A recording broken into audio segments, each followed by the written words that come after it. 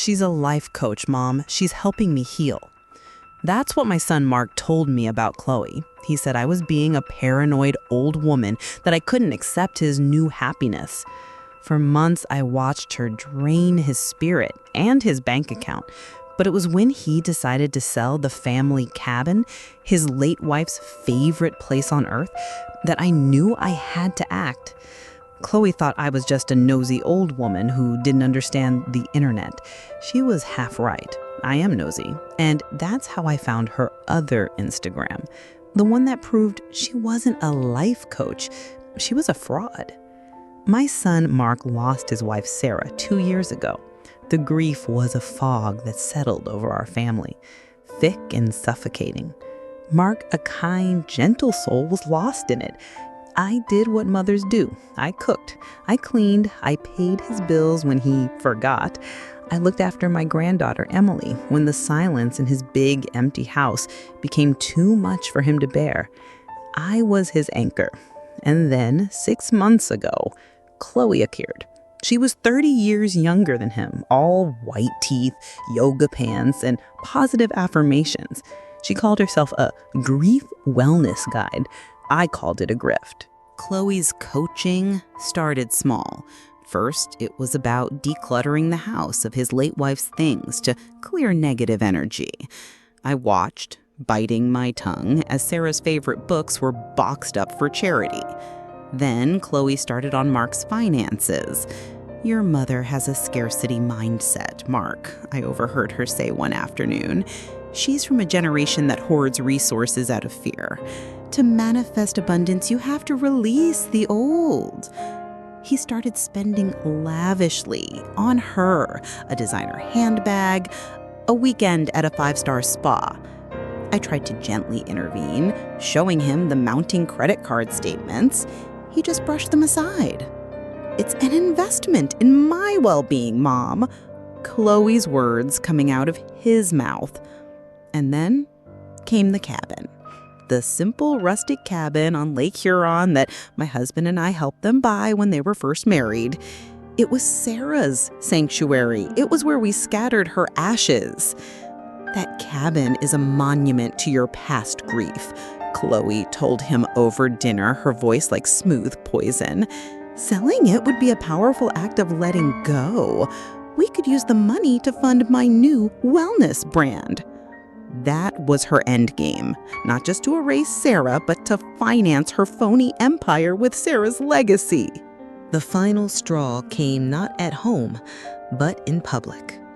It was the annual hospital fundraiser, an event Sarah had chaired for years.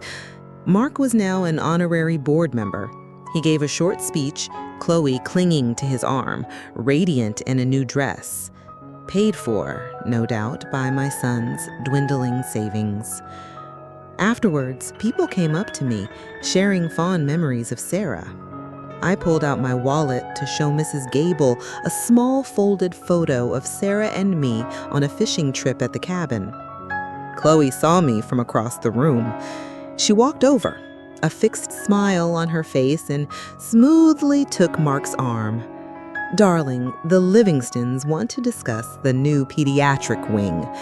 Then she turned to me, her voice dripping with condescension. "Brenda, you really must stop living in the past. It's not healthy for anyone." She didn't even look at the picture. She just turned her back and led Mark away, leaving me standing there, photo in hand, feeling like a ghost at my own son's side. They had not just erased my daughter-in-law's memory. They were actively trying to erase mine. And that was a line they should never have crossed.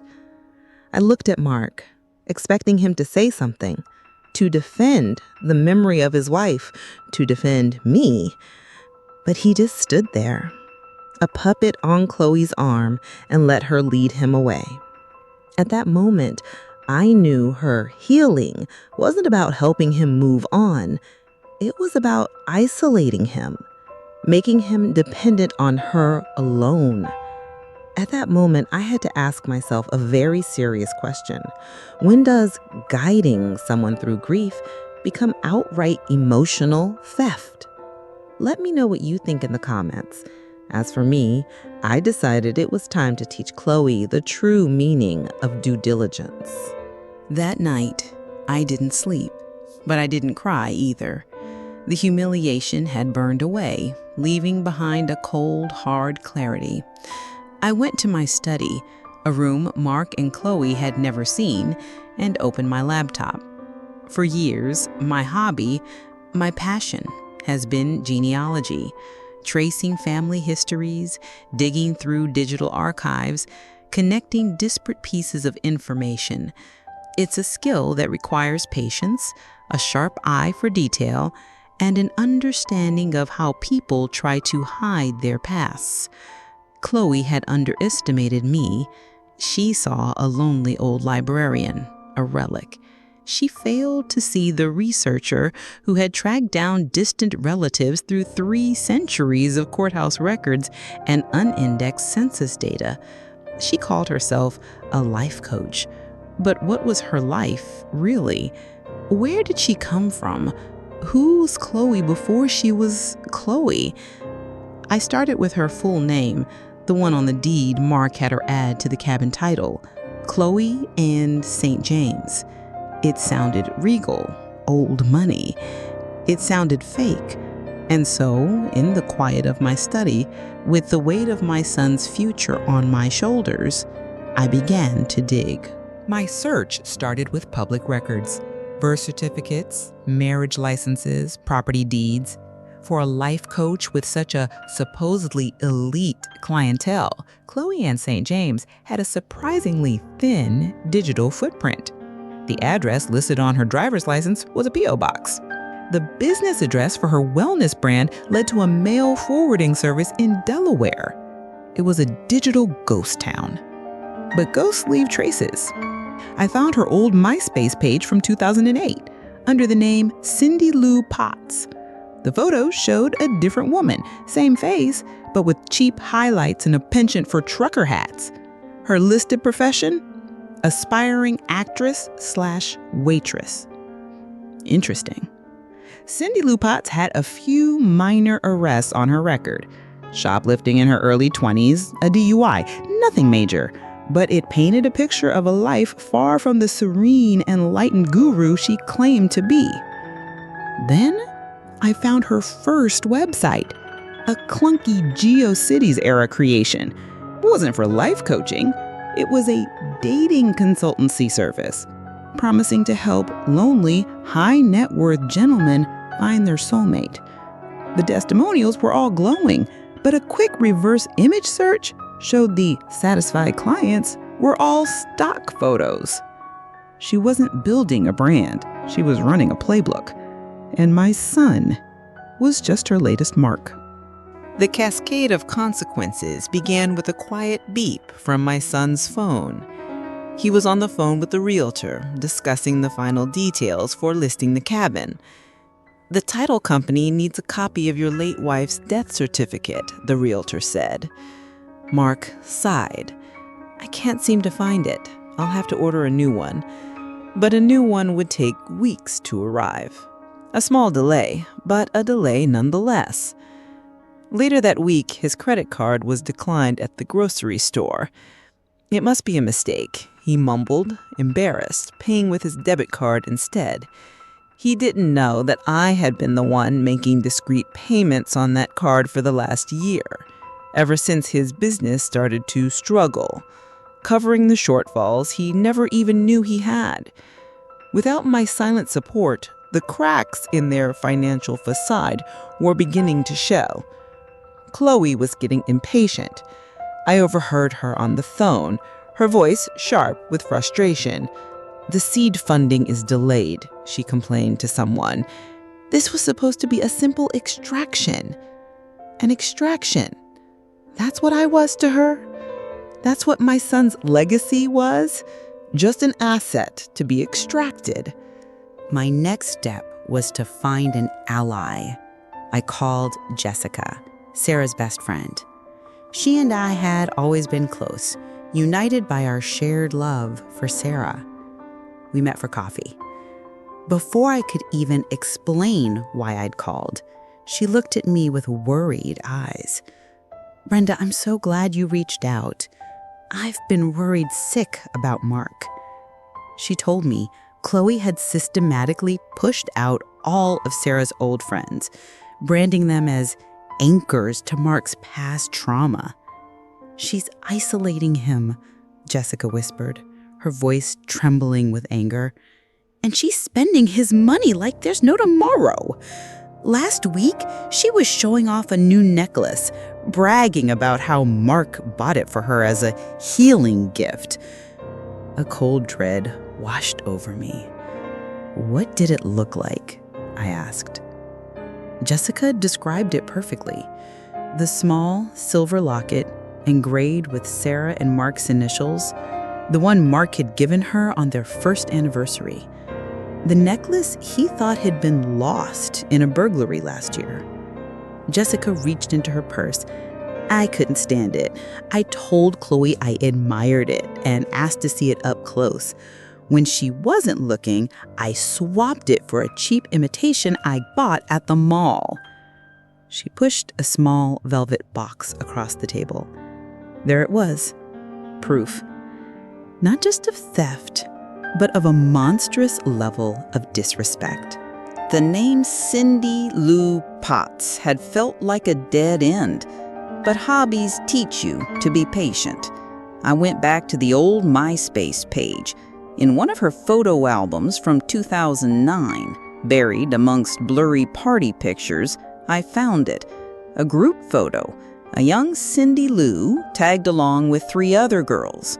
I clicked on their profiles. One of them, a girl named Tiff, had her Instagram linked. It was public. I scrolled through Tiff's followers list, a tedious process that took over an hour. And then I found it, a private account. The profile picture was a heavily filtered selfie of Chloe, but the username was @CindySellsDreams, a digital breadcrumb. I created a fake profile, a retired investor from Florida with a love for classic cars and a bio full of vapid motivational quotes. I followed 100 luxury brands and a dozen crypto scammers to make it look authentic. Then I sent a follow request to @CindySellsDreams. She accepted within an hour. Her feed was a monument to her con. Photos of her on private jets. I recognized the logo of a rental company, posing with expensive cars that were clearly parked in a dealership showroom. And then I saw it, a selfie posted just 3 weeks ago. She was wearing Sarah's necklace. The caption read, "He thinks he's healing his past. I'm just securing my future. #grief is good business." That was the final nail in her coffin. The digital proof. The weapon. I didn't confront Chloe myself. That wasn't my place. My goal was not to fight her, but to give my son back his sight. That evening, I called Mark and asked him to come over. "It's important," was all I said. He arrived looking weary, stressed from the pressures Chloe was putting on him to finalize the cabin sale. I sat him down at my kitchen table, placed a cup of tea in his hands, and simply turned my phone around, showing him the screenshot. First, the selfie with Sarah's necklace, then the caption, #grief is good business. I watched as he read it once, twice. The color drained from his face. The confusion in his eyes slowly curdled into a look of profound, sickening comprehension. He didn't speak for a full minute. Then he looked up at me, his eyes filled with a pain that was almost unbearable to see. "All this time," he whispered, "all of it was a lie?" I just nodded. I didn't need to say anything else. The digital proof was absolute. He left my house in a daze. I knew what was coming next. The voicemail arrived an hour later. It was Chloe, her voice hysterical. "What have you done, you old witch? He's kicking me out. He knows everything." Her words were no longer poison, just the pathetic squeaks of a cornered rat. A week later, we all met in my lawyer's office. Chloe, or rather Cindy Lou, had come with her own attorney, a slick man who immediately started talking about reaching an amicable separation agreement and a fair division of assets. He clearly thought he was dealing with a naive old woman who could be easily intimidated. He was wrong. I let him finish his blustering speech. Then I calmly placed a single document on the table. It was the original deed to the cabin, the one I had framed and given to Mark and Sarah as a wedding gift. I had a copy in my files. "You seem to be operating under a misapprehension," I said, my voice level. "You speak of dividing assets, but there are no assets to divide." Chloe's lawyer picked up the deed. I watched as his eyes scanned the legal language. I saw the moment he understood. The deed listed the owners as Mark and Sarah Evans as joint tenants with right of survivorship. When Sarah died, Mark became the sole owner. However, he inherited the property as it was titled at the time of her passing. Any attempt to add another name to the deed or sell the property required a formal probate process to clear Sarah's name, a process that had never been done. "This deed is ironclad," my lawyer stated calmly. The cabin was marital property. Any attempt by Mr. Evans to sell it without clearing his late wife's interest through probate court is legally invalid, as is any agreement he made with Miss Potts. They were speechless. The empire Chloe planned to build with my family's legacy was built on a foundation of legal sand. It was over. Winning back control of the cabin was one thing, but making my son accountable for his blindness and Chloe for her cruelty was another matter entirely. The law had provided the checkmate, but justice still needed to be served. If you want to see the fallout and the tough decisions that came next, make sure you subscribe, because this story isn't over yet. Chloe left town the next day. Her lawyer advised her that any legal fight would be fruitless and, worse, could expose her to fraud charges. I never saw her again. The aftermath with Mark was harder. There were no easy apologies, no quick fixes. The trust between us was shattered. I didn't sell the cabin. Instead, I established a formal family trust, making my granddaughter Emily the future beneficiary. Mark could use the cabin, but he could never sell it. It was no longer a financial asset. It was a legacy, protected for the next generation. As for the money Chloe had extracted from him, I didn't offer a bailout. "You are a grown man, Mark," I told him, not unkindly. "These are your debts. You will find a way to pay them." It was a hard lesson, but a necessary one. He had to learn the real-world consequences of his choices, of the trust he so easily misplaced. It was the only way he could begin to truly heal, not with the empty affirmations of a con artist, but with the quiet dignity of taking responsibility. It's been a year. Mark is slowly rebuilding his life. He sold his oversized house, paid off his debts, and now lives in a smaller apartment closer to his work. We talk, not as we once did, but as two adults learning to see each other clearly for the first time. Our relationship is a work in progress, but the cabin is thriving. Using some of my own savings, the ones I earned myself, not the ones my husband left me, I turned it into something new. I renovated the old boathouse, turning it into a small free lending library for the local community named after Sarah. It's a quiet place where retirees from the nearby town come to read, borrow books, and talk. I spend my summers there now, not as a lonely widow, but as a librarian again, a guardian of stories. I found my purpose, not in protecting my family's past, but in building a future for a community. The most important thing I've learned is this: your value isn't determined by the people who take you for granted. It's determined the moment you decide you've had enough. In the comments, I want to hear about a moment when you realized your own worth. Your stories deserve to be told. And be sure to watch this next story. It's for every woman who's ever been underestimated.